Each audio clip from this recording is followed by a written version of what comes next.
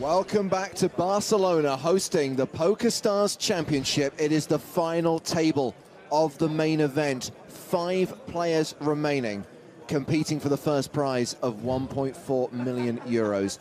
Andre Akari has the slight chip lead, but A, it's pretty close. B, it's pretty shallow right now. It's James Hartigan alongside Joe Stapleton. Welcome back, my babies. We're also joined by Jamie Staples from Team PokerStars Pro Online. Great to be here, guys. Cards in the air once again. So just to go back to what we were talking about before, the ante being 50,000, the cost to play per hand is now the entire starting chip stack. Yeah, I mean, we're looking at, if you broke it down into dollars, about 8,000 euro is the ante. Jeez. It's a big spot. So remember, we're going to see every single hand cards up as we play down towards a champion. This is hand 27 of the final table, and action has been folded to Rafael Sorrentino in the small blind. Just to recap, Sorrentino won the championship event in Monte Carlo earlier this year. He's looking to win 2 in a single year. 2 out of 3 that have run since May.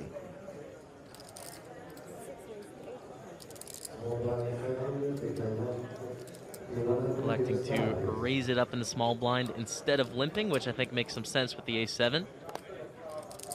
Now Petkov only has 500,000 to call. In position, you can play a lot of hands here, even a hand as weak as 7-6 offsuit.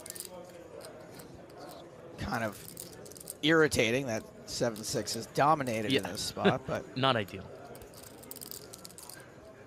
Lachazar Petkov is the player in the big blind. Currently 3rd in chips. Petkov is from Bulgaria, 26 years old. He's won more than $200,000 in live tournaments. He's guaranteed more than 300K today. 3rd place pays 317,960 euros. The payouts running along the bottom of your screen right now. Sorrentino with top pair. He has paired his ace. He is continuing. And nothing really for Petkov to be excited about here. Jamie, he folds. nothing for him to get in trouble over either.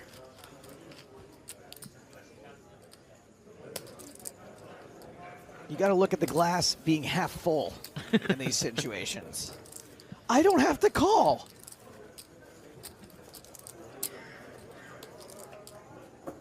It's going to be a really interesting dynamic. The chip stacks are so close together here.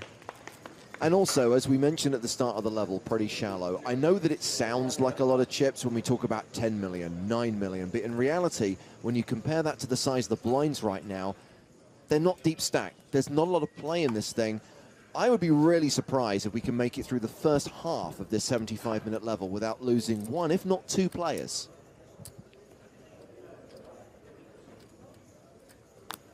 Remember, if you want to get in touch with the booth, the hashtag to use on Twitter is PokerStarsTV.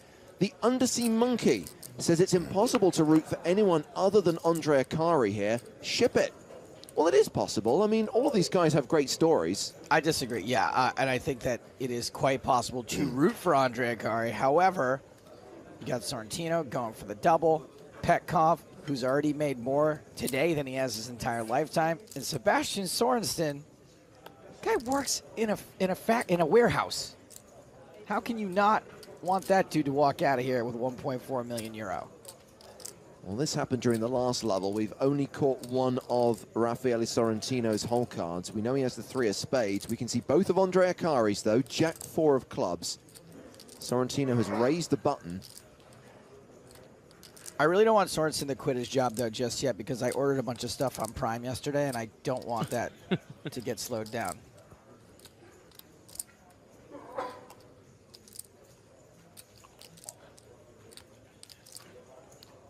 Is this a hand you'd be defending with, Jamie? I think so. Something to think about, which makes it kind of tough, is everyone's tied. So getting mixed in with a marginal hand can be avoided. Well, this is one way to play it, isn't it? To re-raise 1.9 million. In the words of Barney Stinson, suit up. Gotta play those suited cards. Perhaps Akari is picking up on the situation here, knowing that everyone's equal. If he can get a little lead going, he could really take control of this table. There's 1.1 million euros or thereabouts difference between 5th place and 1st place. Getting the lead is worth a lot.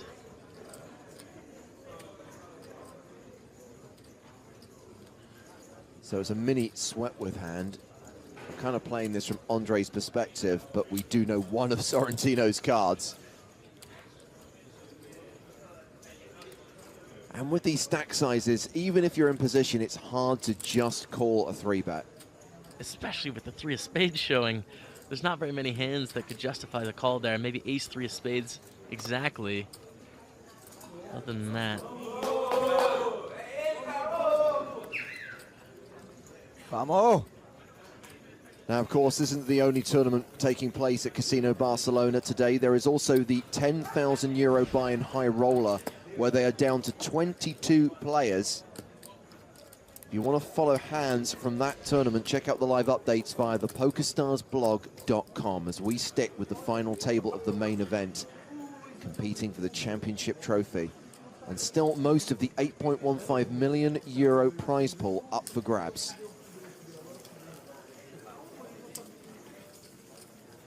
So many interesting little stories on the PokerStars blog. When I first was getting into poker, I remember reading, you know, updates throughout the whole series of these events, and checking out like who won this side event and what were the hands, what were the details. If you are the true poker fan and you want to know what's happening at all the other tournaments, these are festivals. The main event is the crown jewel, but what are the 30 other tournaments sometimes? There's a lot of tournaments, and we should reiterate that our friend and colleague, Jamie Staples, won one of those tournaments just the other day. It was the 550 euro pot limit Omaha event. It was, yeah. 22,000 euros? Yes. Plus, of course, that lovely shiny trophy. My first spade. I'm pumped up. Thanks, man. Did you get any 500 euro notes? No, I just put it straight into account, actually. Didn't take any That's cash. the smart move. They're pretty cool to look. I got to touch one once. 500 euro note. Pretty sweet. Well, now we're missing one of Petkov's hands. One of his cards, rather. Just a reminder, there are no cameras in the tables. It's all done by scanners. There are small microchips in the cards, and then the scanners under the table read the cards. Unfortunately, if the players don't have their cards perfectly side by side in the box, we can miss information, and that's what's happened here with Petkov. So the hand is over. It was raise and take it. We move on to hand number 30 of this final table. So I got paid in a 500 euro note one time for a gig I did in Monaco. And I said, you know what, I'm going to hold on to this for as long as I can because I just want to savor this 500 euro note. And when I went to check out of my hotel room, my room service bill was 800 euros. So I had to give over the note and then also put the rest on a credit card. It lasted about one day. Monte Carlo, dude. Story checks out.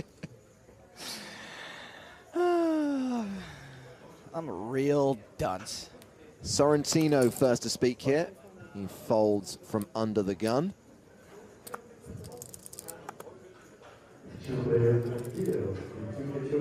Well, we can see both of Petkov's cards this time. Ace-8.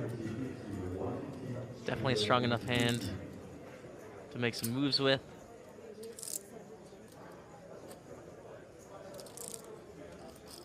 Bringing it in for a raise. Action on Andre Akari on the button. King 6 of diamonds.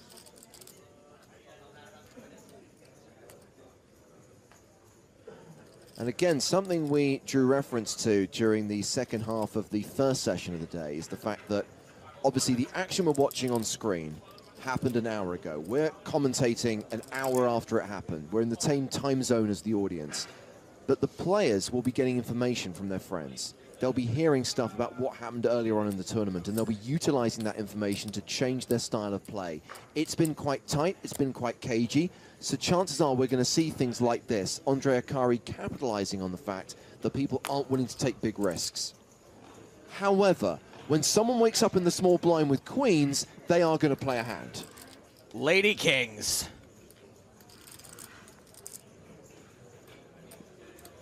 This re-raise, for example, may have got Petkov to fold the ace-8. We don't know. We probably will never know, because Sorensen's going to get busy here. This is just a spot where Sorensen wants to shove. It's scary because you can run into it. Akari already showing some aggression, saying, I have a good hand, I'm going to re-raise. But of course, Queen's just so strong. Want to take down that 3 million sitting in the pot right now. Jamie, when it's 3 bets and it gets to you and you have queens, are you thrilled that there's so much money in the pot, or are you like a little worried that there's already been a 3-bet and that maybe you're going to have to take a big flip or be up against aces or kings? I'm about 82% pumped up. Okay. And then 18% like preparing for puke. Did you guys see how he did that math? He did 88 and 12. What was it? 82, yeah. So 82%. this is a re-raise from Sorensen, but not an all-in. He's made it 3,375,000. Petkov's out, and I guess Andre's got to kind of make this look good and then get away from the king-6. Well, here's the thing with the re-raise instead of the shove, is that Sorensen would have to call off against a shove, which he really doesn't want to do against a hand like ace-king. Whereas if he shoved the queens, ace-king probably has to fold given all these other stacks, which is crazy but true. So I like the shove in this situation. No matter what happens, I think Akari's probably going to get away here. It's that classic cliche, Jamie, that you want to be the person getting your chips in. No one wants to call all in. Absolutely, especially at final tables. Especially with king-6. But especially at final tables. So Andre will just count to 30 in his head. And no doubt let the king-6 go. What if he shoves, though? I don't think Sorensen would fold, and I don't think Andre's going to risk it. Sure enough, he lets it go. If it was 2009, we might have seen a shove there. Poker has evolved. It's a game that is constantly changing, that's for sure. People do lose their minds sometimes, and I saw Andre lose his mind in a big spot on Shark Cage. And confirmation that Sorensen is the man in front, but not by much. 12.43 million, that's 41 big blinds. Andre Akari now second in chips with 32 big blinds. I just love how everyone's taking their time at the top, at the bottom, in the middle, jockeying for position. It's like a steeplechase. That's the thing, isn't it? Everyone's waiting for some carnage. And if we have a big hand where there's all of a sudden a short stack or someone busts, it could really break out into a lot more aggressive action. Petkov raising with a pair of 4s. I think Petkov's the only player at the table who hasn't been chip leader at some point, at least today. 625,000. Akari, Sorensen, and Kaufman have all folded. Sorrentino has 8-5 of spades in the small blind. Sorry, the big blind. Can make some things. Couple spades. Little gut shots, open enders. I like it.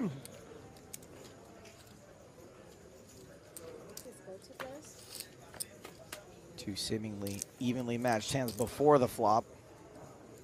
Ace 9-9. So Petkov having the best hand here with pocket 4s. Sees a flop that's really good to continuation bet, and I like it.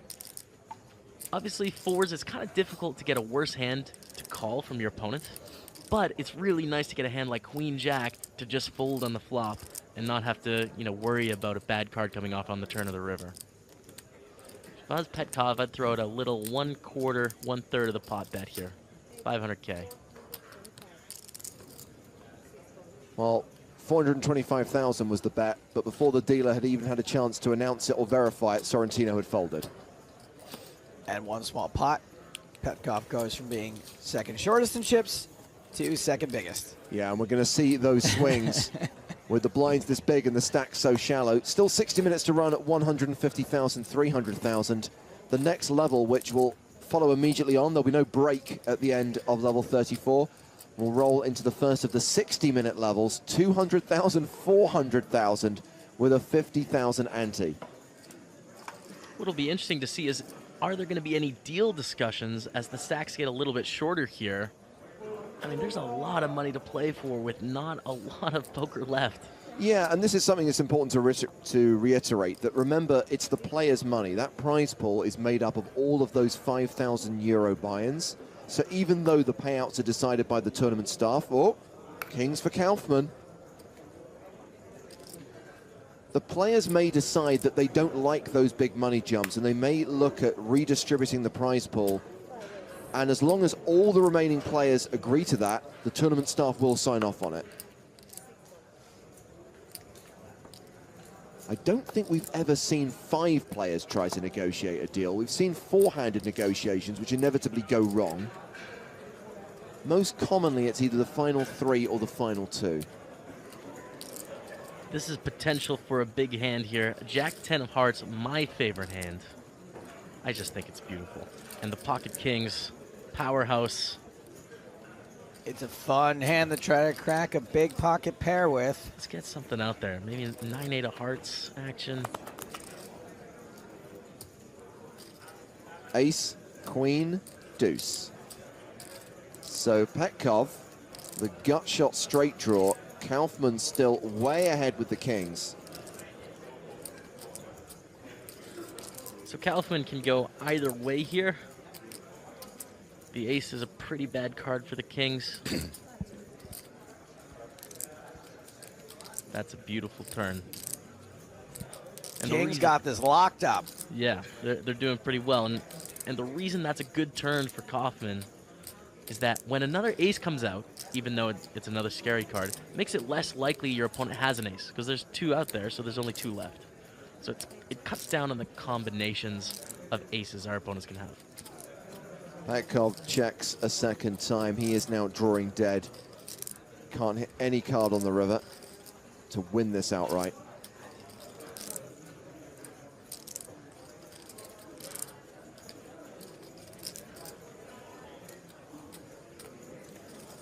Okay, playing it pretty slow. Continuing to slow play, checks it back a second time. If it ain't broke, don't fix it. Now, I know Daniel thinks it's broke, but from his perspective, he's doing fine.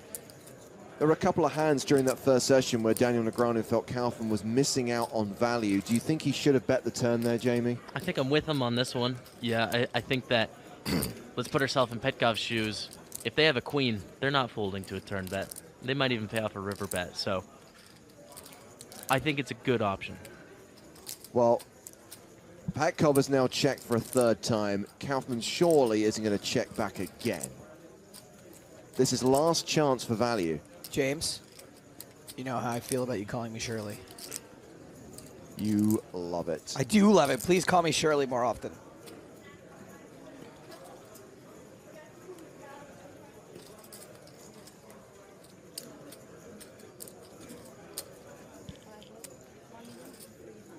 There we go. Kaufmann bets 1.3 million, and Petkov folds. It had so much potential, and it just fizzled. The ace on the flop. Well, that's what happened on the Jack's hand, and I think if you guys are wondering why Jamie Staples replaced Daniel in the booth, it's because Daniel said if all the money doesn't go in here, I'm going to quit commentary. So it's been nice knowing you, Daniel, and we look forward to seeing whatever career you take on next. Daniel will be back later on as we continue to play 5-handed at the final table of the PokerStars Championship Barcelona main event.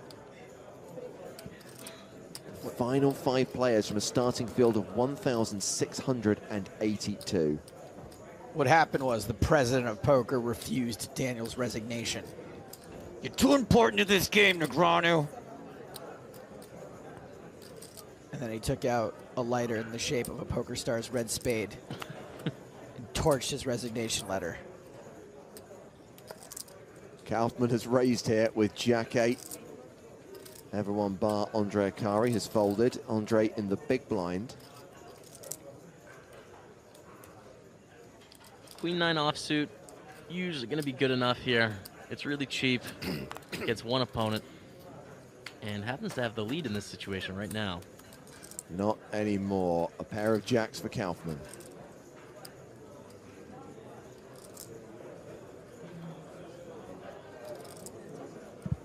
So Akari has a spot where it's a difficult hand to continue with. It's like one of those hands where it looks like you should continue, but you just missed it a bit too much. Check, check on the flop. 3 of clubs on the turn. The board just gets better for Kaufman. He now has a flush draw to go with his pair of jacks. That 5% not doing so well. This is...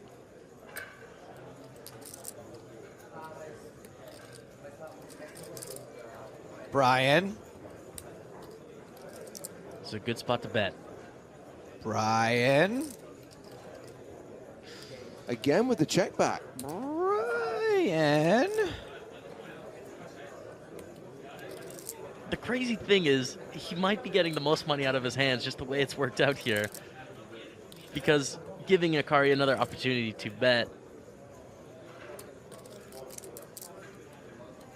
Brian.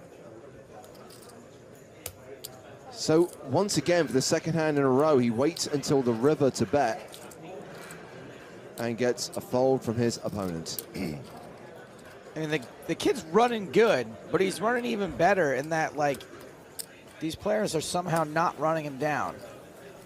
Right. Like, how often do you slow play a hand in a spot where, like, it's probably kind of okay to slow play it, and then you're like, I wish I didn't, why did I do that? Comes runner, runner, straight, spade, you know, like spade, spade, straight card, and you're like, why'd you do this again? And he's just like, nah, check, check, win, check, win. So we're starting to see a bit more difference now looking at those chip stacks. 12 million up top and 7.6 million is the shortest stack in Sorrentino. Some different dynamics now.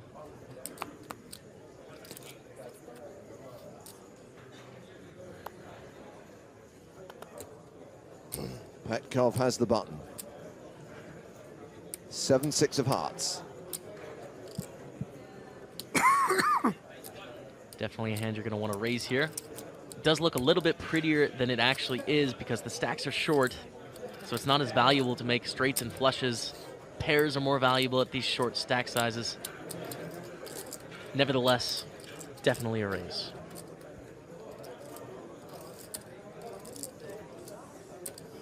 Sebastian Sorensen What's the bet?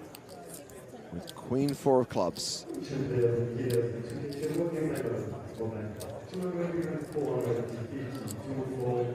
He's at least defending. Really small raise here, just over a min raise. I think so.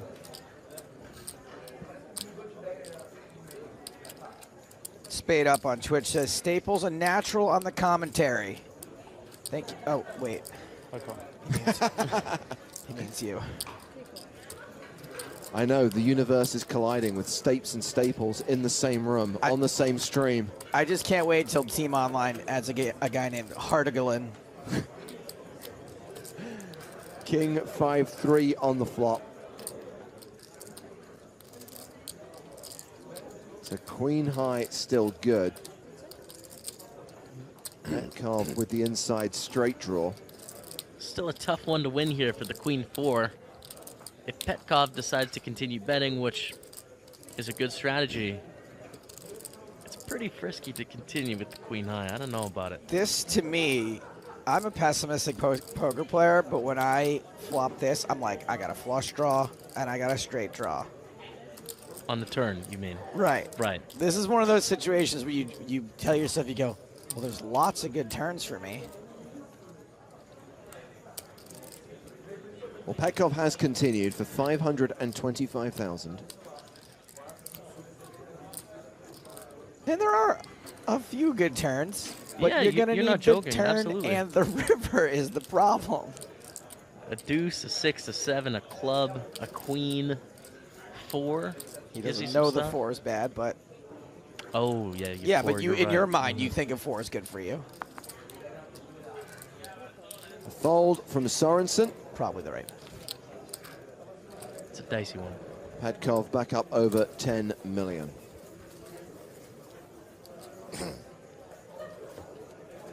Runner just looks so easy when other people do it. Well, it's not just runner. Runner, and then your opponent not having you beat and also having something they can pay you with. Right. Right. A lot of ingredients in that pie. A lot of stars that need to collide.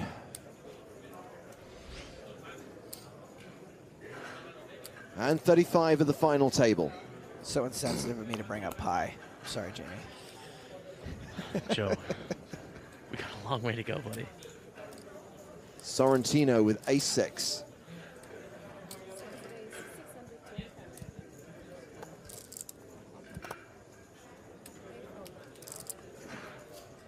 Wow, Petkov very quickly folded pocket 3s. I'll allow Andre it. Akari Oh, will jeez. not be folding pocket 8s. And Andre Akari is in a middle stack size here. I think the best play is to shove, but it is for a huge amount of chips, 29 big blinds. The problem with 8s is they just play so poorly after the flop. A lot of scary cards that can come out. It's hard to love a flop with pocket 8s. Wow. Another pocket pair. Wow. So Akari has just called on the button. Sorensen with deuces in the small blind. He's getting a pretty sweet price here. He does have the big blind left to worry about still. Well, he folds. So we've seen 3s folded, deuces folded, and Kaufman's got a pair of 4s. Deuces, 3s, 4s, 8s. Sorrentino, the only player without a pair. And somehow 2 of those pairs folded. I mean, Wow. Kaufman's call makes the most sense because he's closing the action and was getting the best price. And of course, there's an ace on the flop. Sorrentino now a big favorite in this 3-way pot. Kaufman and Akari on their way to getting counterfeited.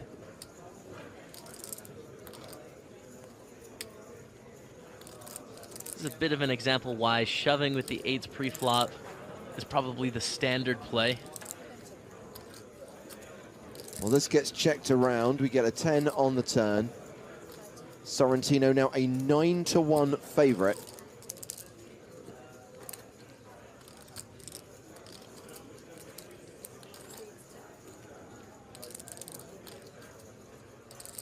Pot control, check, check, keeping it small. Of course, we can see the cards, so we know that the ace-6 is doing extremely well. But in Sorrentino's mind, he does have to worry about a lot of hands. So every player now has a full house. Sorrentino's is best. He has a lock on this hand. It's been checked to him. Dealer Daniela handing out pairs like sock day at Yankee Stadium.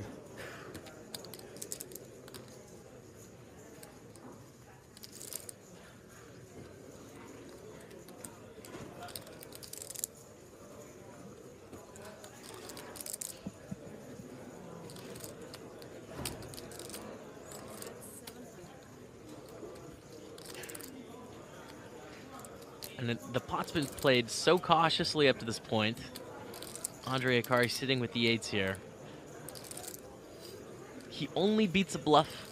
An ace is very possible. A 10 is very possible. And we have to remember that Sorrentino did decide to raise in first position all the way before the flop came out. So that means something pretty strong generally. We see it fold. 2 folds.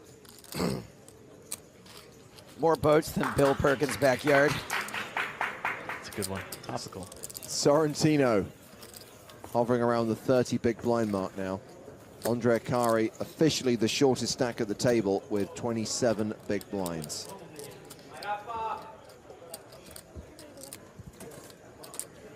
We're half an hour into this level and we're still 5-handed.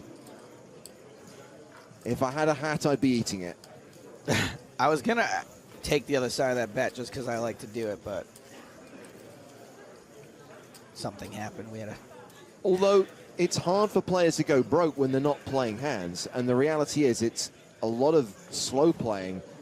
Going back to that last hand, Jamie, Andre, for example, just calling pre-flop with the eights. Sorrentino checking flop, checking turn. Kaufman checking through the streets with monsters. It's like the opposite of a Mexican standoff. Like, no one's ready to pull their gun just yet.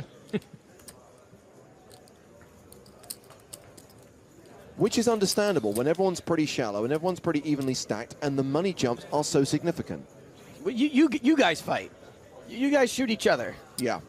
That's the thing about tournament poker. The reward of winning is less than surviving, right? Losing punishes you so much more than winning is a success.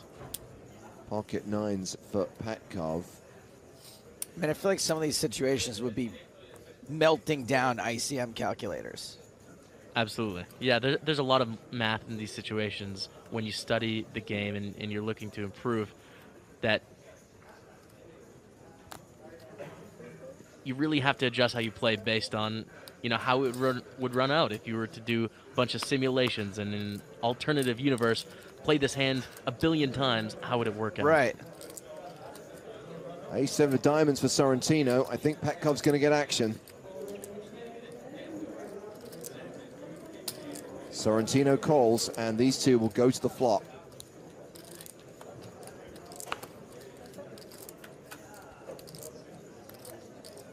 That flop is king, queen, 6. Only one diamond. Petkov still a big favorite. Nines are ahead, but you can't like it. Not a great flop for either player.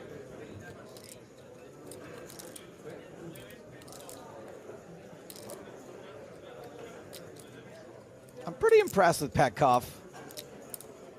For a guy that has less live earnings than he's already made today, he doesn't seem to be outclassed. Seems pretty comfortable as anyone else, I should say.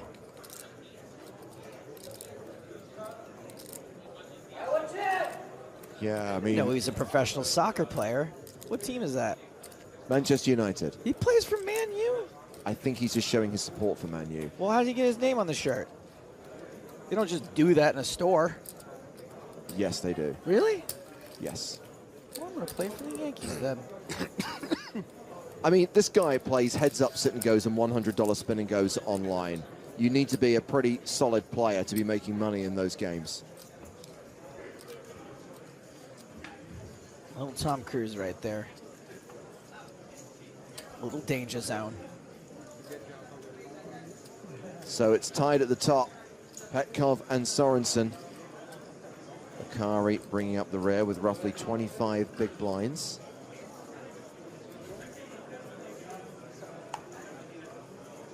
Still five-handed with 40 minutes to run at this blind level.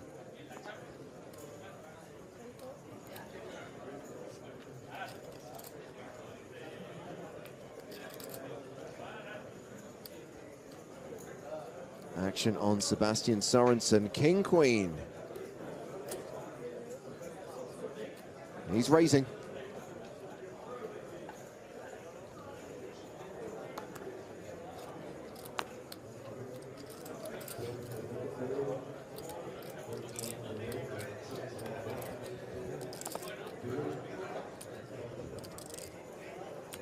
Ace deuce in the big blind. Getting pretty cheap to call here. Sorensen has been playing snug, but I mean, we're five-handed. We have an ace. You're everybody's problem, Maverick.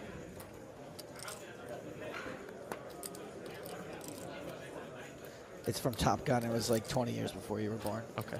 10-9 deuce on the flop. So a pair of deuces for Petkov. Sorensen with a gut shot, plus 2 overcards to the board. Action goes check, check. 8 on the turn. Petkov still ahead. I like that spot from Sorensen. Sorensen doesn't want to bet and potentially get raised with the king-queen. And king-queen also has a lot of great turns where they can either bluff or pick up the best hand. What about now when you've got like a fair amount of equity here, but maybe not the winner? Do you bet and try to get a better hand to fold, or do you just take a free card? I think it's a perfect spot to bet, yeah. I think it's very unlikely that King-Queen wins at Showdown. A Jack's a great card. A Queen, a King is a good card. Ace is a decent bluff card. I mean, I like betting. I guess it's almost like a semi-bluff. Absolutely.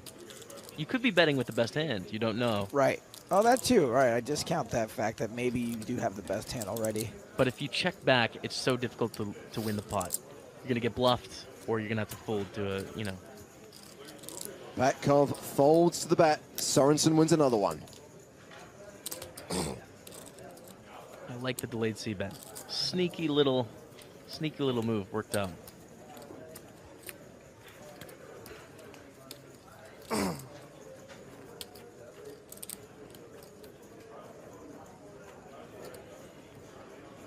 Thorsten says, all this checking reminds me of EPT Copenhagen 2008. Anyone in for a 5-hour plus heads up?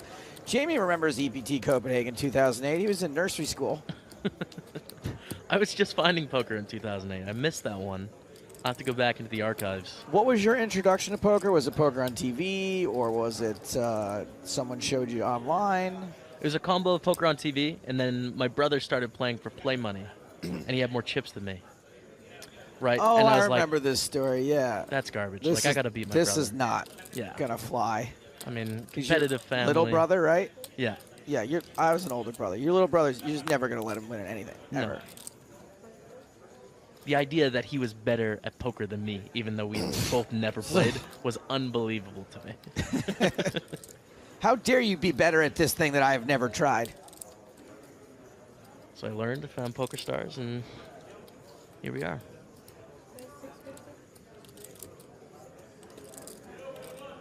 I used to play against my little brother at basketball in the driveway, and then if he ever got close to beating me, I would just, punch him. Just flagrant foul him. Still your big brother. How about the Risk games? Did you ever play like board games during the summer? We didn't do a lot of board games. Okay. Sorrentino wins this pot. We used to play a little bit of Risk, and everyone in the neighborhood would get together and play. And what I would do is I would manipulate them and try and make deals until they accepted them to win the game. So the game would drag on until someone said yes to my deal, so that I could, I you could would lock it up. like refuse to roll or something? Like, you can't attack me on this border. Binding rule. You can't change Is that part it. of the game? Yeah. We'd make these binding laws that govern the land. Wow. If only real life worked that way.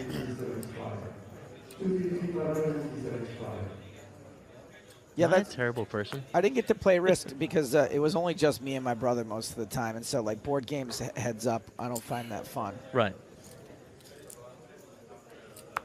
This is hand 39 and under the gun raise from Brian Kaufman. Opens to 7,000 with Jack 10.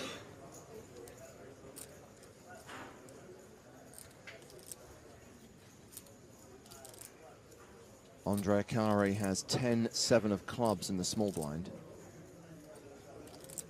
It's another close one. Could consider putting in the 3-bet here.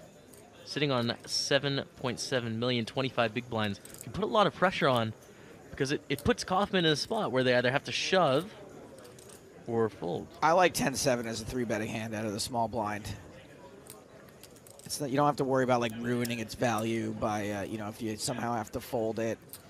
If you get called, yeah, you're out of position, but you can make some cool disguised hands with it. Well, Andre obviously likes that option as well because he is re-raising. And a lot of times you're just going to win it pre-flop. Andre's made it 2,050,000. It's not like when you 3-bet aces and everyone folds and you're disappointed. You're like, oh, cool, everyone folded. Sorensen with 8-7.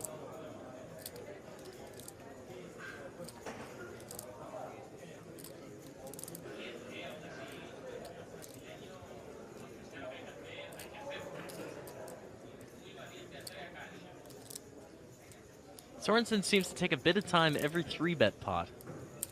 I'm wondering if that's a concerted effort by him to don't 3-bet me, bro. yeah, to prepare for those 3-bet situations. ¿De cuánto son las pilas verdes? ¿Cuántas fichas? Kaufman asking for a count. And being Probably- reminded by the dealer that when a hand is in progress, it is English only at the table. Probably just an honest mistake. And Kaufman may be trying to figure out if Andre has committed himself to this pot, if he would fold to a shove. I think this is just a fold for Kaufman. I mean, Jack-10 offsuit here. There it is. Akari showing experience in the situation, putting the aggression on, not afraid of these pay jumps. Yeah. It's working out.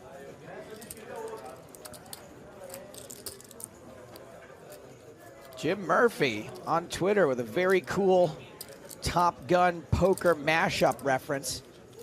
Petkoff over there looking a little cruisy. Jim Murphy says, talk to me, Deuce. I like it. You should see Top Gun, Jamie. Okay, It's a good movie. I'll Google it. So we've mentioned that Andre Akari is a member of Team Pro. We've talked about his World Series of Poker bracelet. He won that in 2011. Should also point out that on PokerStars, he has amassed more than $3.4 million in online tournament winnings. He's won the Sunday 500. He's won the Sunday warm-up. And in live tournaments, his winnings total $1.6 million.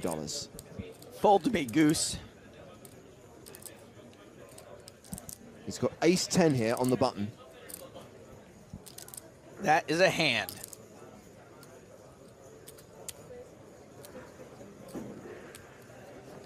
Andre raises it to 650,000. Sorensen with Jack-5 in the small blind. This would be a bad time to go after the button raise.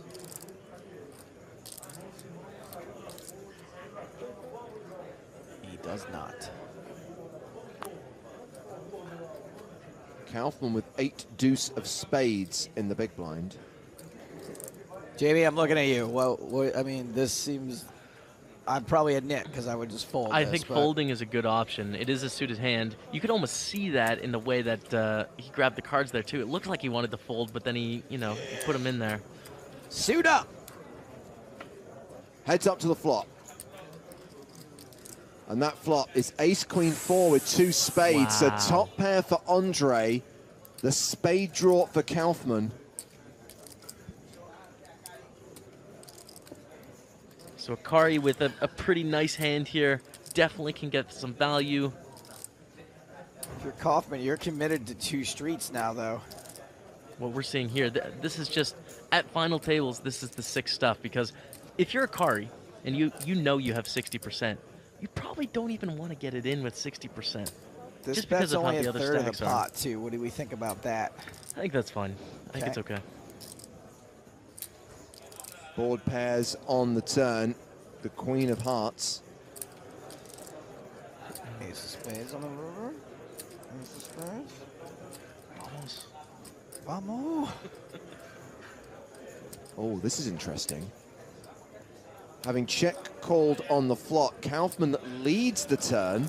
Oh, man, I don't know about this line, Jamie. Is anyone really leading here with a queen? I'm taking devil's advocate, Joe. I like it, Okay. man. I like You it. like And here's it. the reason, because Akari would not bet a queen on the flop.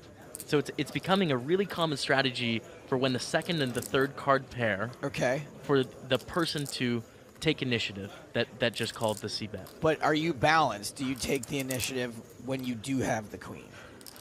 Well, you should. That Okay. would be the approach. I don't think people are balanced. No, they're not. That's poker, though, I right? think That's poker, is figuring everybody's- that out. Especially the way Kaufman's been playing. He's checked everything that he's had. All his made hands. That's an interesting observation, and now he's got a draw. Now He's got 8 high. well, he's semi-bluffing. Doesn't look very comfortable here. Well, if anyone's going to pick up on that, it's Andre, who we can see as a 4-1 favorite to win this hand. 2 pairs, aces and queens, beating Kaufman's flush draw. I mean, I do like it in one respect in that you kind of get out of having to call a big bet and then miss, and then you're left with 8 high. Absolutely. I Four, mean, I don't think Kaufman has a hand that he can six, check call if you were to check. seven, So the option is to seven, check six. fold, check shove, or throw out this lead, which I think is kind of cool. Like you said, you need to have some good hands though too, or it's too readable.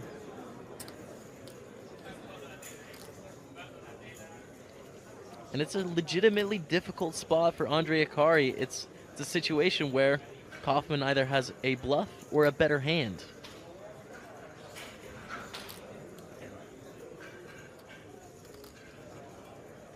I just wonder, has Andre been getting information about the hands that have taken place prior to this? Has he seen how slow he's played? There's the fold. Even if so, look at you, Jamie Staples. You like the move worked out.